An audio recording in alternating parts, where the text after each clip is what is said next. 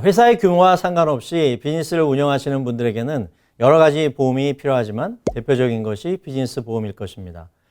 비즈니스 보험은 1년 매출과 BPP라고 하는 사업장에 있는 가구, 시설, 장비, 재고 자산 등의 가치, 사업장 규모와 스프링클러와 알람의 설치 여부, 그리고 급여와 비용 등을 제외한 1년 순소득 금액 등 여러 가지 요소에 의하여 보험 커버리지와 보험료가 결정되게 됩니다.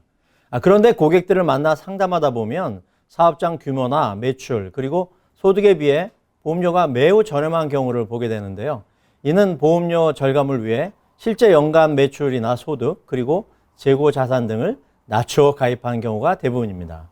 이 경우에 화재나 도난 등의 사고가 발생했을 때 보상을 제대로 받지 못하게 되므로 반드시 정확하게 보험을 가입하셔야 합니다.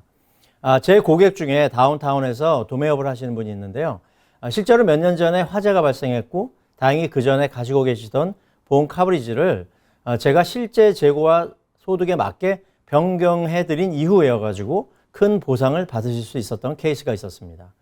특히 요즘 많이 발생되는 사업장 도난 사고의 경우에는 알람이 설치되어 있지 않으면 보험사에서 도난 피해에 대한 보상을 거절하게 되므로 소매점이나 식당을 운영하시는 분들은 반드시 알람 설치를 하실 것을 권해드립니다. 또한 스프링클러가 없는데도 있다고 기재하고 들어가게 되면 화재 시 보상이 안 되므로 이 또한 주의하셔야 합니다.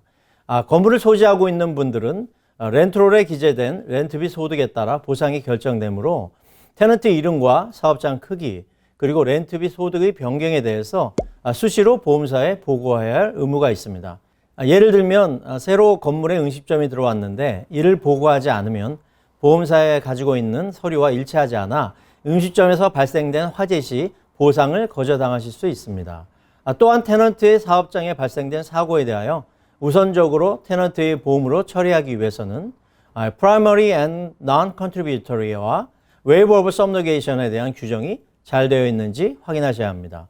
새로 입주하는 세입자의 경우에는 리스 계약서에 나와 있는 보험 조건을 잘 검토하셔야 하는데 리스 계약서와는 별도로 인슈런스 가이드라고 하는 서류가 나와 있는 경우가 있으므로 랜드로드에게 미리 요청하시고 알맞게 준비하셔서 입주 지연으로 인한 손해를 입는 일이 없어야겠습니다. 특히 인테리어 공사를 하고 입주하는 경우가 많은데 이때에는 비즈니스 보험이 아닌 공사보험, 즉 빌더스 리스크라고 하는 보험에 우선 가입하셔야 합니다.